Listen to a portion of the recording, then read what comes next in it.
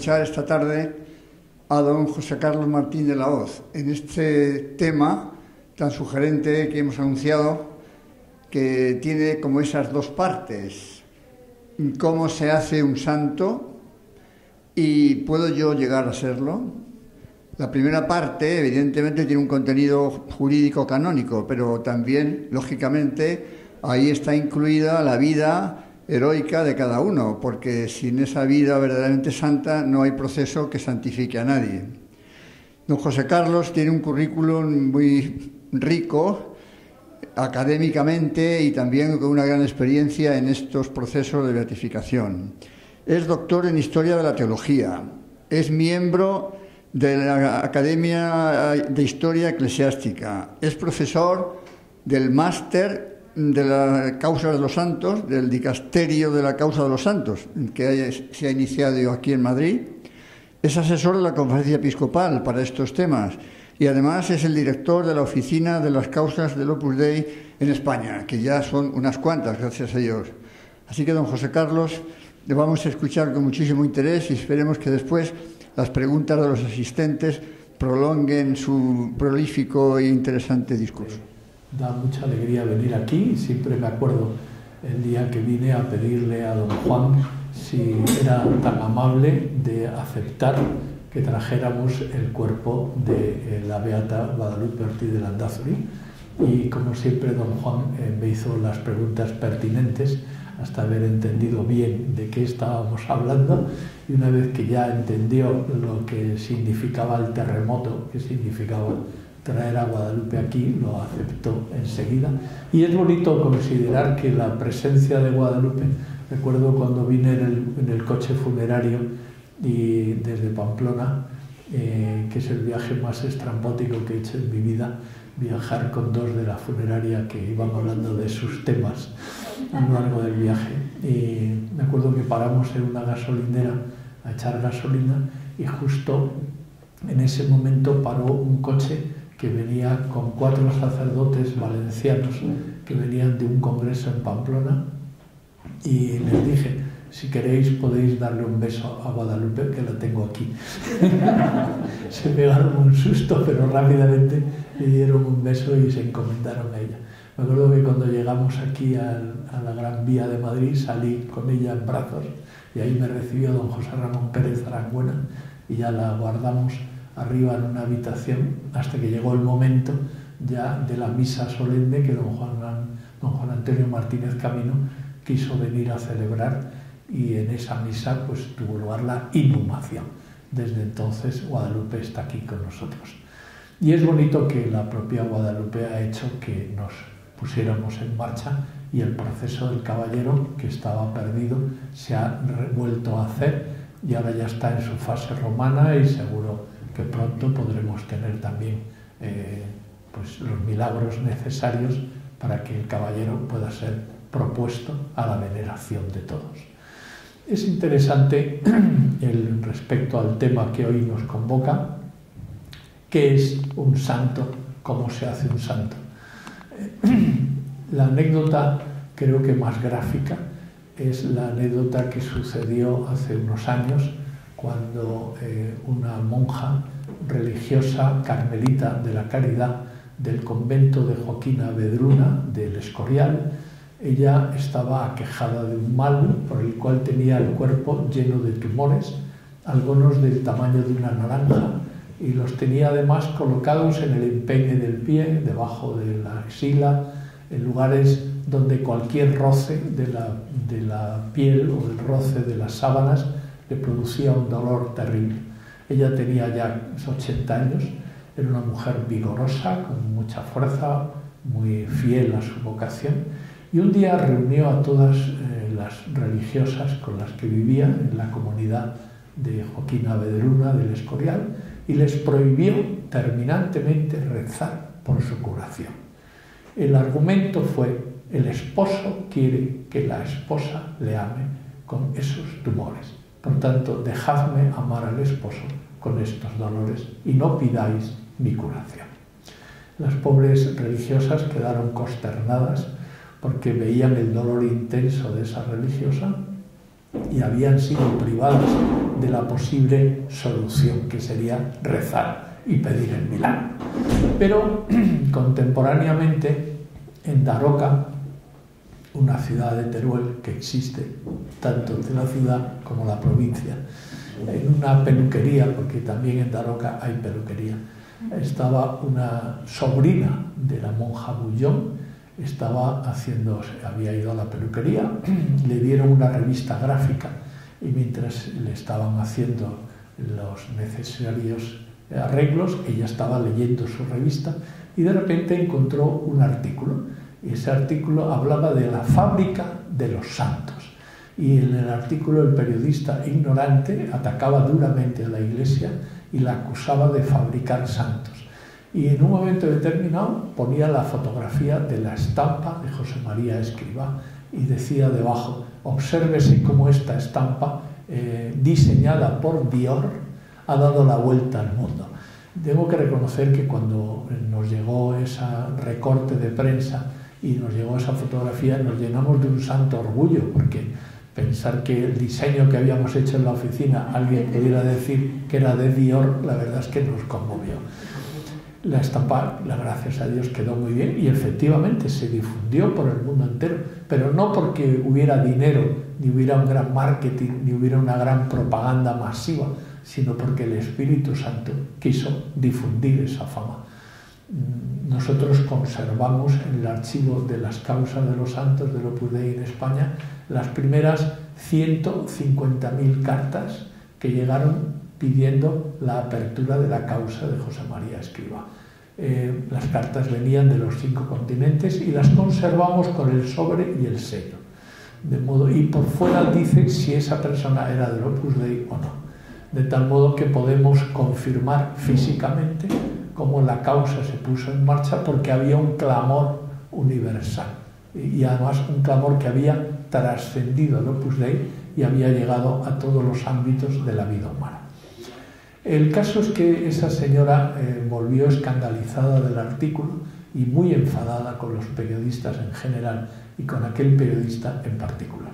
Se reunió con sus hermanas, que también eran como ella, solteras, ya de una cierta edad, vivían las 3 juntas en la casa familiar, estuvieron comentando muy enfadadas la noticia y de repente una de ellas dijo: vamos a darle una lección al periodista, vamos a rezar a José María Escrivá para que haga el milagro de la tía, porque a nosotros la tía no nos ha prohibido rezar.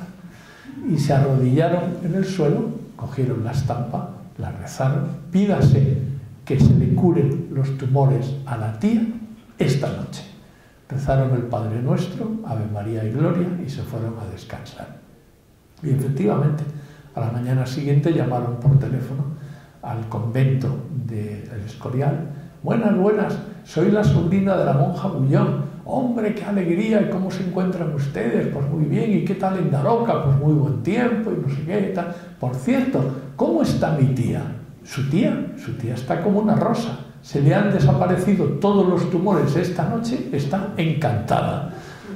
Ese es el milagro por el cual José María Escrivá fue beatificado. ¿Esto qué quiere decir? Que los santos no se fabrican. Los santos los promueve el Espíritu Santo. Y lo que hace el Espíritu Santo es que cuando una persona fallece en el tanatorio, la gente acude a rezar, a tener esos últimos detalles de cariño y de caridad, lo que se llaman los sufragios por un alma del pueblo de Dios. Y la gente reza y la gente comenta. Hay que ver qué santa era fulanita con el marido que tenía y con aquel hijo que le salió y con la hipoteca y con los problemas de la vida, o al revés, qué santo era ese hombre con la mujer que Dios le dio. Bueno, la vida, los problemas de la vida, las dificultades de la vida, y ese comentario, porque es verdad, todos con el tiempo vamos mejorando, vamos siendo cada vez personas de un amor más maduro, más profundo, vamos aprendiendo a dominarnos, vamos aprendiendo que el amor a Dios y el amor a los demás es verdaderamente el motor de la vida y es la clave de la santidad. Y junto con esos comentarios de la fama de santidad aparece otro tipo de comentarios, que es: yo le he rezado y me ha encontrado el móvil, O yo le he rezado y ha llegado el autobús, o yo le he rezado y me ha tocado la lotería, o yo le he rezado y se ha curado esta enfermedad, ¿no?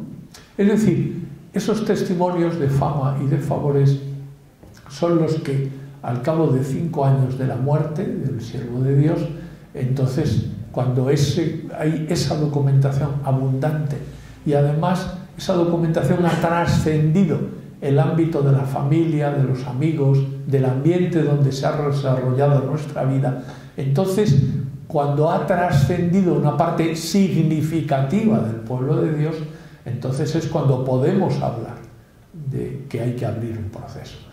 Por tanto, si no abro un proceso, a ustedes no se inquieten, no es un problema de manía personal, ni tampoco conviene dejar los papeles preparados para mi causa, porque eso iría contra la virtud de la humildad, ¿no? En ese sentido es el Espíritu Santo el que decide, no tiene más, ¿no? Por tanto, si no hay un proceso, todos pasamos al 1 de noviembre, es la fiesta donde el Espíritu Santo quiere que todos los que han muerto con fama de santidad y de favores, que gracias a Dios es abundantísimo. Todos ahora podríamos decir personas con las que hemos convivido y que verdaderamente nosotros les abriríamos un proceso, porque verdaderamente han sido para nosotros un modelo. Por tanto, ¿qué es un proceso? El Espíritu Santo lo pone en marcha a través de esos testimonios, y luego, en definitiva, un proceso es escuchar 3 voces. En primer lugar, la voz del pueblo de Dios. Se nombra la parte actora, siempre una entidad jurídica. ¿Por qué? Porque los procesos duran un mínimo de 25 años y, por tanto, hay que tener en cuenta que 25 años después puede haber desaparecido las personas que pusieron en marcha aquello, o pueden no estar operativos. En ese sentido, si es una institución jurídica, se va produciendo un trasvase natural en la devoción, como ocurre en esta sala. Hay gente ya de edades variadas, ¿no? Entonces ya se va produciendo ese trasvase de la ilusión por el caballero, que es el patrono de esta institución, ¿no? Una entidad jurídica. Y luego una figura clave es la figura del postulador. El postulador es como un empujador, es el que se encarga de que la causa no se duerma, que la causa no se pare, que no se detenga, por falta de espíritu, por falta de empuje, por falta de medios, ¿no? El empujador es el postulador, que siempre está intentando buscar, intentando promover, trayendo una estampa a otra, animando a la gente a escribir los favores, etc. Una vez que se comprueba la fama de santidad y de favores, a continuación se le pide al pueblo de Dios que exprese su conocimiento del siervo de Dios.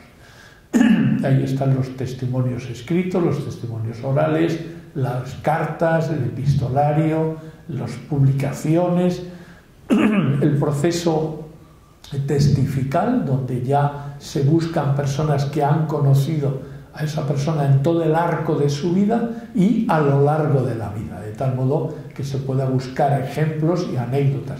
Recuerdo cuando me pidieron de Roma, de la prelatura del Opus Dei de Roma, que investigara 2 personas concretas para ver si hacíamos o no un proceso. De uno, enseguida tuve 1 tonelada de papel, miles de papeles, miles de anécdotas, escritos, bueno, era impresionante.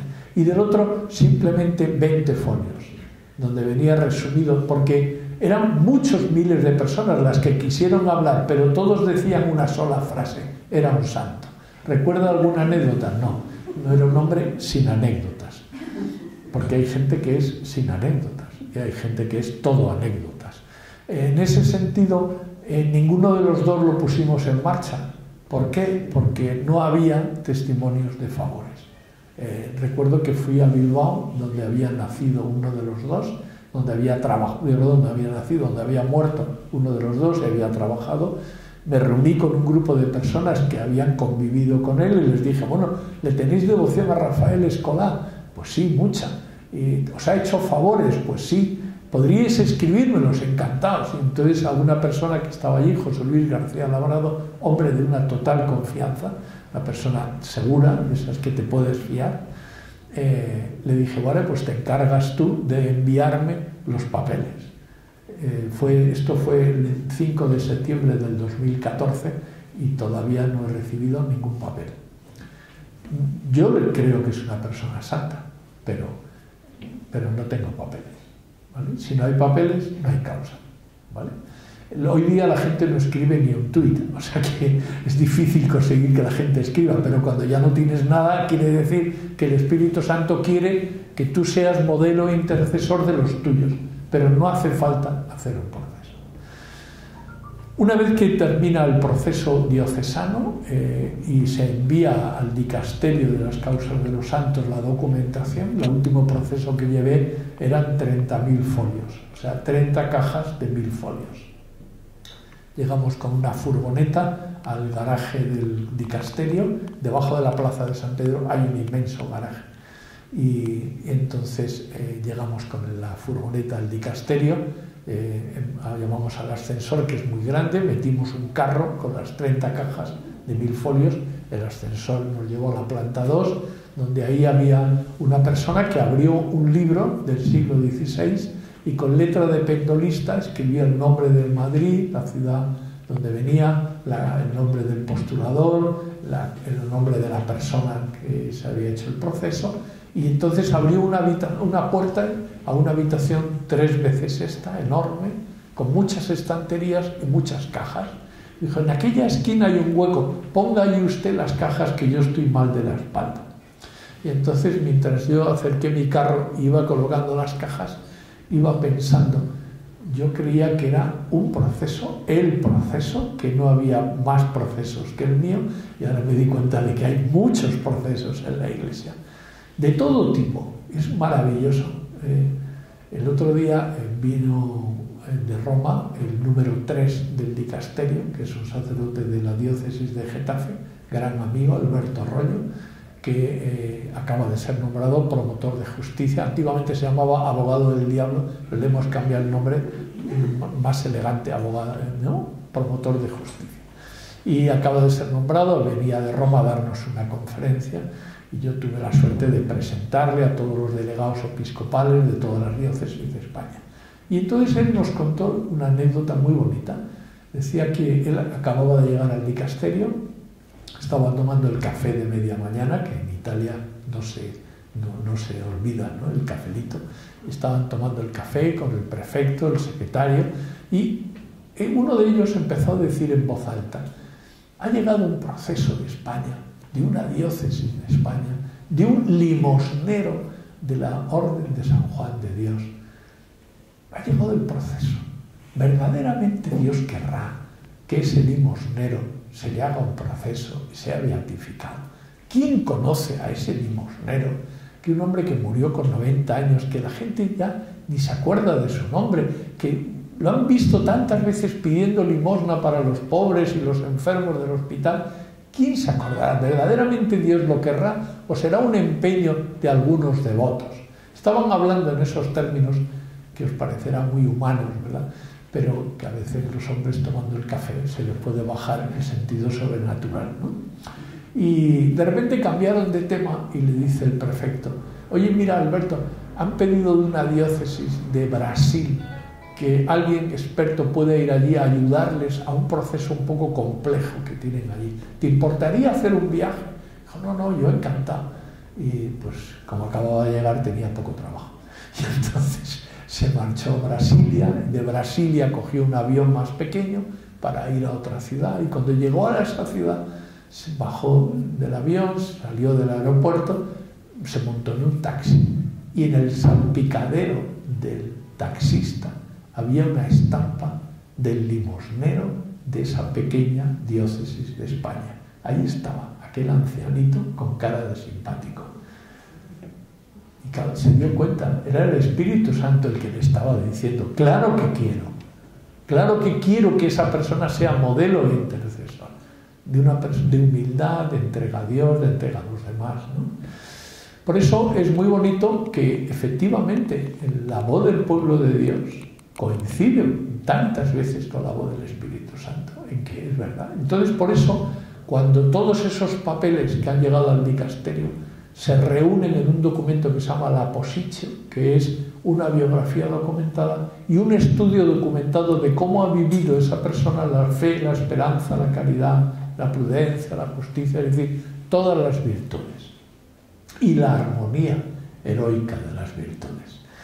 Y ese documento pasa a ser estudiado por los consultores teólogos, consultores obispos, consultores cardenales y por el Santo Padre.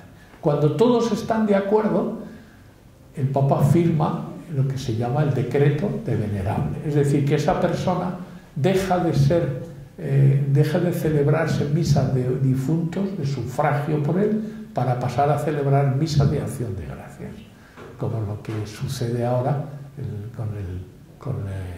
con Guadalupe Ortiz de Landázuri, que ya no se celebra misa de difuntos por ello, ¿no?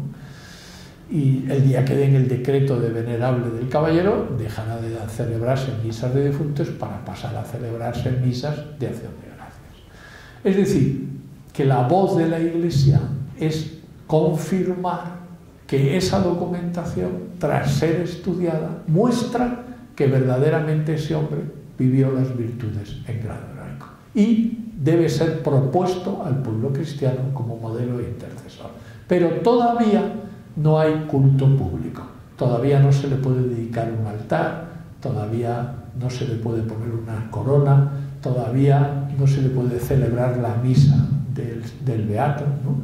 Porque todavía solo es venerable.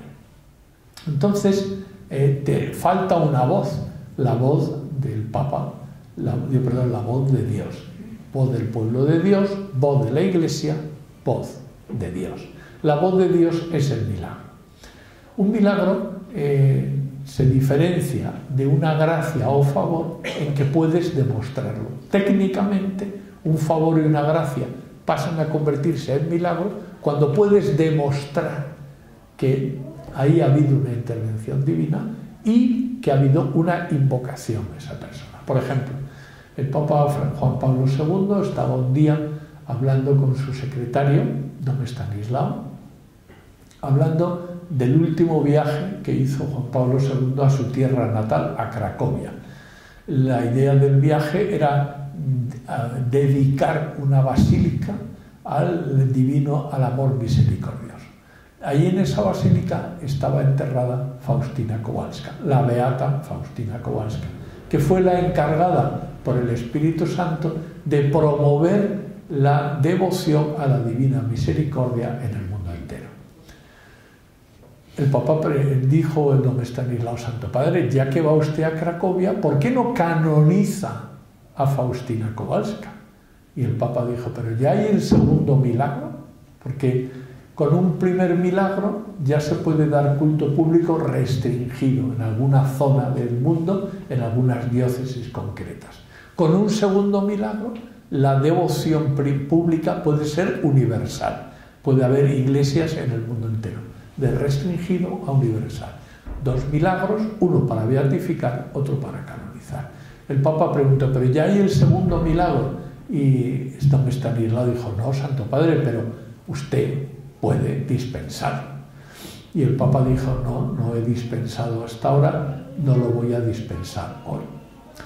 Lo que pasa es que mientras el Papa estaba hablando, contemporáneamente, en un puerto en el norte de Polonia, en el mar, el práctico del puerto se equivoca, deja entrar un buque, ese buque golpea a un submarino que estaba en superficie limpiando fondos, el submarino entra en pérdida y según entra en pérdida se hunde a una gran velocidad. En ese momento toda la dotación del submarino va inmediatamente a la escotilla y ven cómo va entrando un chorro de agua a gran presión. Y entonces todos miran al oficial de guardia y el oficial de guardia exclama, Faustina Kowalska, ayúdame, y se mete en el chorro, sube, baja la escalera, cierra y baja la escalerata y todos miran y gritan, milagro. Es un milagro que se hizo en un folio. Kilopondios necesarios para cerrar una escotilla cuando la nave está hundida, tanto. Fuerza sobrehumana, tanto. Conclusión, milagro.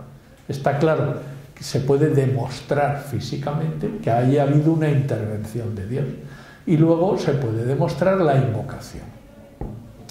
En ese sentido, el Papa Juan Pablo II, cuando hizo el viaje a Cracovia, pudo canonizar a Faustina Kowalska. O sea, en ese sentido tenemos tres voces: la voz del pueblo de Dios, la voz de la Iglesia y la voz de Dios.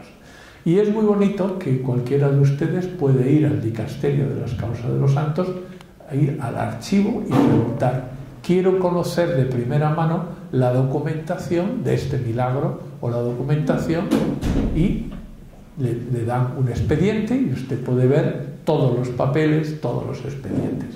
De tal manera que, como la Iglesia periódicamente publica esos resúmenes, ¿no?, de tal modo que todo el mundo puede ir a la librería Editrice Vaticana y comprar el último volumen con los últimos milagros que han sido aprobados.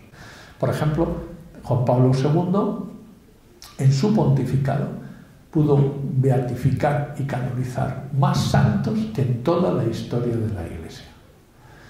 O dicho de otra manera, durante el pontificado de Juan Pablo II, el Espíritu Santo suscitó más milagros que en toda la historia de la Iglesia, para poder beatificar y canonizar a más mártires, y más beatos y más santos que en toda la historia de la Iglesia. ¿Por qué? Pues porque el siglo XX ha sido el siglo más racionalista de la historia. El Espíritu Santo se ha encargado de demostrar que es el siglo de más intervenciones sobrenaturales de la historia. Por ejemplo, con esto termino esta primera parte, la Virgen de Lourdes hizo un milagro de los miles que hace, sencillito. Un niño que nace sin córnea y por tanto no puede ver. Y el niño nace en una familia cristiana francesa donde es educado por sus padres, sus hermanos lo cuidan. El niño va creciendo, va desarrollando, llega el día de la primera comunión y el niño hace su primera comunión y su madre decide que toda la familia va a ir en peregrinación a Lourdes, no porque quiera pedir nada, sino simplemente para darle gracias a la Virgen por cómo el niño ha ido creciendo, se ha ido desarrollando y cómo ha sido instrumento de unidad en la familia.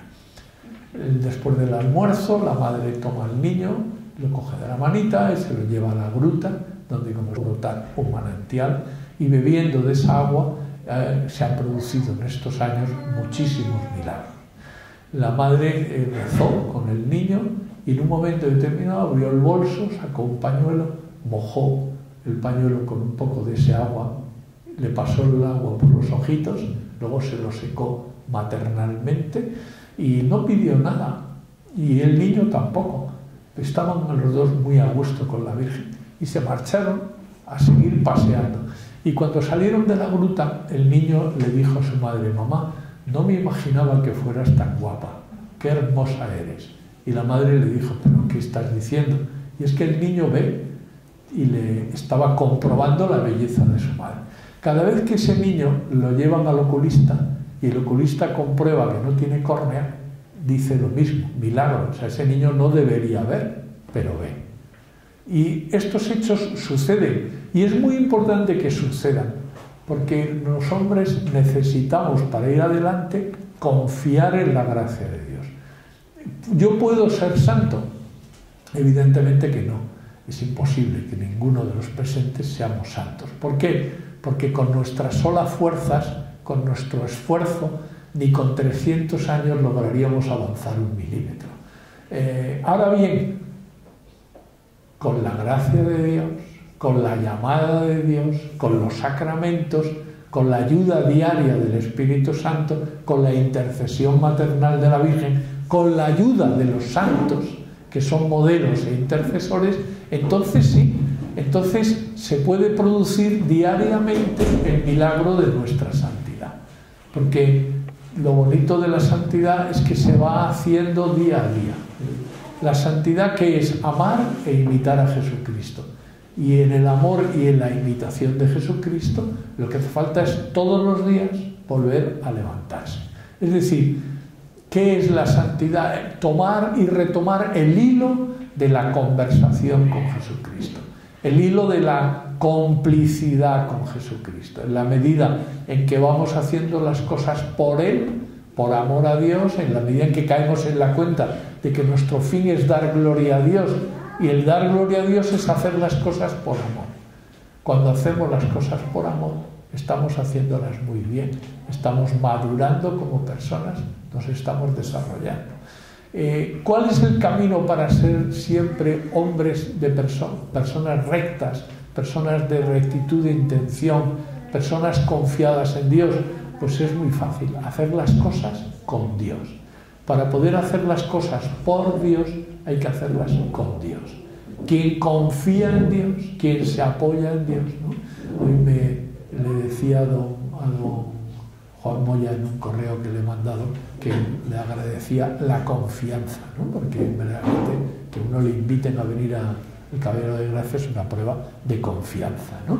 Pues lo bonito es que experimentamos la confianza de nuestra madre, de nuestros amigos, de nuestros familiares. Hay mucha gente que confía en nosotros y eso nos ayuda a entender un poco la inmensa confianza que tiene Dios con nosotros, que nos ha entregado la vocación cristiana, nos ha entregado los tesoros de la gracia, nos ha entregado este mundo para que lo saquemos adelante, para que convirtamos este mundo en un camino de felicidad y de santidad para los demás. Por eso, quien hace las cosas por Dios, acaba haciendo las cosas con Dios y acaba haciendo las cosas en Dios. Porque la vida mística no es algo tan sencillo como vivir en Dios, endiosados, vivir en una conversación con Dios de la mañana a la noche. Es decir, ir tomando y retomando el hilo de la conversación con Dios. Cuando me doy cuenta de que he perdido el hilo, lo retomo. Por eso San José María solía decir que hay que hacer de hijo pródigo a cámara rápida, es decir, a gran velocidad. Cada vez que me doy cuenta de que me estoy despistando, volver. En definitiva, la santidad, como el Papa Francisco nos ha animado en esa encíclica tan bonita que se llama Gaudete et Exsultate, lo que nos anima es a que nos apoyemos en los santos, a que sus vidas nos sirvan de modelo. ¿De qué? De modelo de cómo ellos hicieron oración. ¿Cuál es nuestra historia? Nuestra historia es la historia de nuestra oración. La historia de tu vida es la historia de tu oración.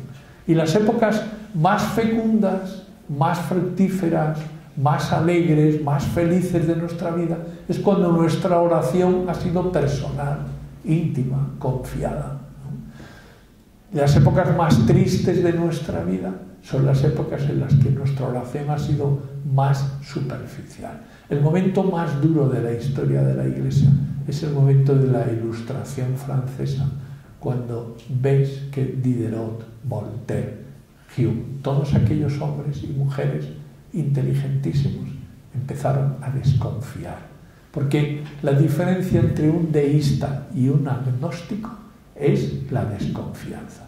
Lo más terrible que ha pasado en los últimos siglos ha sido la desconfianza.